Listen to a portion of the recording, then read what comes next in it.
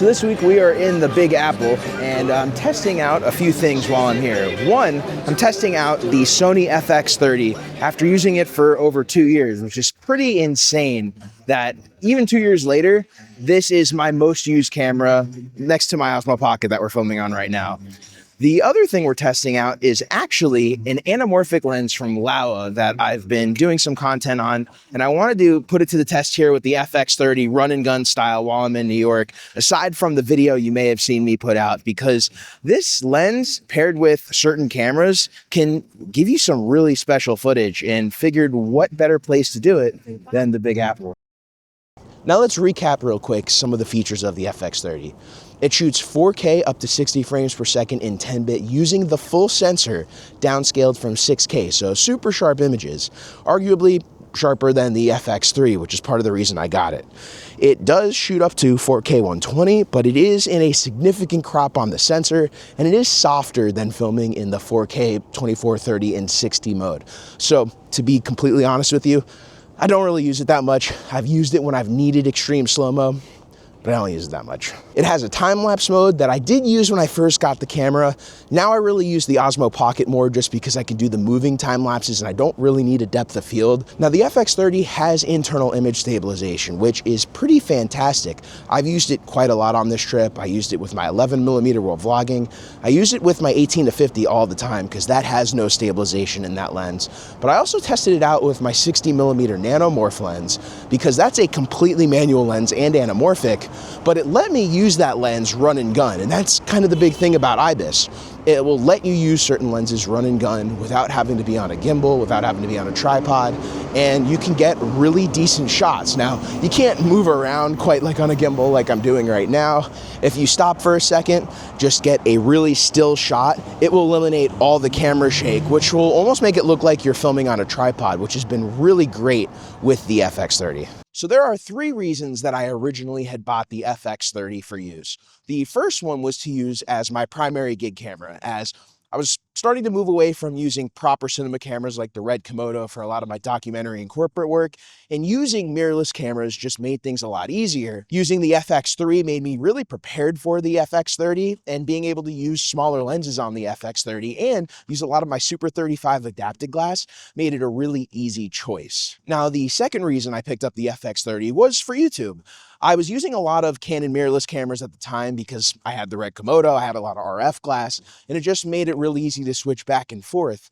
But the autofocus in Canon, even to this day, isn't quite as good as the autofocus you can get out of these Sony cameras. Now, the third reason I got the FX30 was for vlogging. Now, at the time, there weren't cameras like the Osmo Pocket, so the FX30, for how small it is, how light it is, and being able to use super small APS-C lenses made a lot of sense when it came to vlogging. Now, even a few years later, being able to use the little DJI attachment on top of the camera makes it even easier for vlogging. The only reason I use the Osmo Pocket more at this time for vlogging is because it just links directly to the camera. And then on top of that, it's got a built-in gimbal. There's just a lot of things that the Osmo Pocket picked up for, even though the FX30 image quality is a decent amount better than the Osmo Pocket, especially in low light. For everyday use, it's just easier to have one camera and not have to bring extra lenses and be able to get going. When I'm traveling, there's really only 2 lenses that I bring with the FX30. The one that I have on the FX30 is an 18-50 from Sigma. Now this is pretty much the most versatile lens you can get for the FX30 because an 18-50 is kind of an equivalent to a 24-70 on full frame, but this thing is not only much smaller and lighter than a 24-70, it also has macro capabilities, and the autofocus is absolutely stellar. So for an everyday run and gun lens, it is absolutely fantastic, and this is on my FX30 most of the time when I'm traveling. And then there is the Sony 11mm, which is the other lens I bring all the time. Now, these 2 lenses work really great together because they share the same front filter thread. They both have a 55mm front filter thread. The third Sony lens I use a lot of the times I don't bring when I'm traveling just because it doesn't share the same front filter thread, and so I can't use stuff like a VND in between all of the lenses quite as easily as I can with these 2. Now, with the 11mm, I normally use this for vlogging, which isn't as much anymore since I have the Osmo Pocket, but I also use it as kind of a studio lens when I'm in super tight and compact spaces where I need the widest angle as possible. And this 11mm has really good image quality, especially for the price compared to a lot of the other Sony lenses. This is probably the cheapest good quality native Sony lens from Sony, where the 15mm, it is a little bit better, but it's a lot more expensive. I ended up testing the 11 versus the 15 many years ago. I ended up choosing the 11mm just because of its versatility and how small it was and how wide it was at f1.8, because this 18-50 is an f2.8. The cool part about using it with a camera like the FX30 is the camera is actually pretty decent in low light, even though it's a crop sensor camera. So you can just ramp up that ISO. You can't do what like an A7S can do or any of the full frame cameras. You can't go up quite that high, but I've been able to shoot at night with this camera at 3200 really with no issues. Now in Times Square, couldn't even go to 3200. I needed to bring it down just because of how much ambient light there was from a lot of the screens. And then this right here is the DJI Mic 2 receiver system. Now the cool thing is I started using it more once DJI added this additional piece. As you see, I just brought it off right here, and it has this little piece that slots into the hot shoe adapter of the Sony camera. And it works with pretty much all the modern Sony cameras that have the smart hot shoe on top.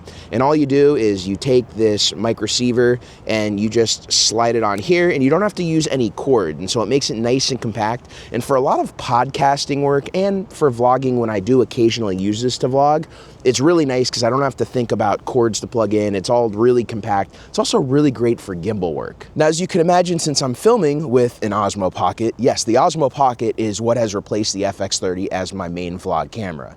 It's replaced it because it has a 1-inch sensor. It's got a decent depth of field, as you can see right now. It is somewhat shallow, so it gives you that somewhat DSLR mirrorless kind of look, but in a much smaller body and a much easier to use body. I just flip this thing on.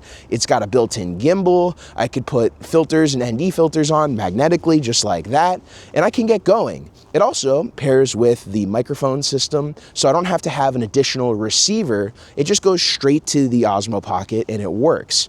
Now, the only thing I pretty much add to the Osmo Pocket is I do use a selfie stick, so I get a little bit of a better field of view. That's what I'm using right now, because if I was to hold the Osmo Pocket, it would kind of be like out here, which isn't too much closer, but I like the extra distance I can get by holding it out. Now, the Osmo Pocket is not a mirrorless replacement by any means, especially if you're doing professional work, videography, weddings. The Osmo Pocket's really a great additional camera, but it's not going to replace a mirrorless camera. You can't get the infinite looks you can get with interchangeable lens cameras. But for content like vlogging, behind the scenes, it has replaced my FX30 just because of how small it is. It can fit in my pocket. Even when I'm not using the wireless microphone, I could just get really good content that I could use for YouTube videos, behind the scenes for clients. It's really endless what you can get with this camera. The only thing that's been lacking with the Osmo Pocket that still stops me from using it as a live stream camera over a year later is the fact that they really haven't figured out the whole live streaming from the Osmo Pocket still, where you can't live stream directly to Facebook or YouTube very easily. And that would have been one of the really cool things, to be able to do that wirelessly to your phone. You just can't really do that. They make you jump through a bunch of hoops, especially to go to YouTube. And I don't want to do that. That's why I use my FX30 most of the time. And now, even with my FX30, I'm still using it out of the HDMI with a capture card and a laptop. But Sony has released some updates that make it a little bit easier to actually use the wireless functions to live stream directly from an FX30 to your phone or wireless access point. And I've tried it. It's better image quality. It's been interesting. Now, one of the modes that I haven't used quite as much until recently is the external RAW mode. The FX30 does an external 4.7K RAW mode out of the HDMI. You do need an external recorder to use it, and it does have a significant crop at the sensor. We're talking around micro 4/3. Now, I didn't use it for the first almost year I had the camera just because I didn't like dealing with the crop. But then when I started experimenting with it, I did some videos last year about using the RAW mode with a speed booster, and it made me realize the FX30 is the type of camera that if you use a speed booster with it, you can actually get incredible looking shots if using the right lenses paired with the speed booster and the external RAW. Doing all this experimentation pretty much got me excited when Sony announced that later this year, you'll be able to use Blackmagic recorders with the FX30 and the FX3, get Blackmagic RAW instead of ProRes RAW, which doesn't work in DaVinci Resolve unless you transcode, which is what I've been having to do. Long tangent, been annoying. I've done some videos on it, but it's why I don't use it all the time. I can use Blackmagic RAW, a speed booster. I can then start pairing the FX30 on bigger productions where I need to film in raw video and get the really great image quality. Now, when you're using the raw video, especially in DaVinci Resolve, you can change the color science. Now, when I've been filming with the FX30, doing the whole conversion to CD&G, I've actually been changing the color science into the Blackmagic color science, which I like a little bit more than the Sony color science. I think that's kind of its biggest fault. Much better years later, but it does still need improvement in the skin tones compared to other brands like Blackmagic, Canon, Red, but for me, when I use it for client work, that's not really a big deal. It's totally usable. But it's one of those things as an artist, just a pet peeve for me. So now we're here in Times Square, and there is confetti everywhere. But it is the day after New Year's. The party happened here last night, and it's fun to see the aftermath. I've been here for New Year's before, and it's pretty chaotic. So I like coming the day after, so you don't have to deal with all the craziness, although it is still pretty packed here. So after over 2 years of using the FX30 and well over a year using the Osmo Pocket, these cameras really complement each other. You know, when I first started vlogging with the FX30, I would have to set it up on a really small gimbal, bring a backpack to do the same type of vlogging content that I do with the Osmo Pocket that I could literally just slide in my pocket. So I'm really happy how well these cameras complemented each other. I've been very happy using both of them, and they're pretty much my travel vlog camera kit in general. I'm not really bringing any of the other cameras I own just because of how small both of these cameras can pack, especially with how great the image quality is on the FX30. So if you have any questions, let me know in the comments below. And if you got knowledge and value out of today's video, please make sure to hit that like, subscribe, and notification bell to keep up to date with the latest videos on the channel. And until next time, my name's Jeff Fagien. Thank you for joining me as always, and I will catch you in the next video.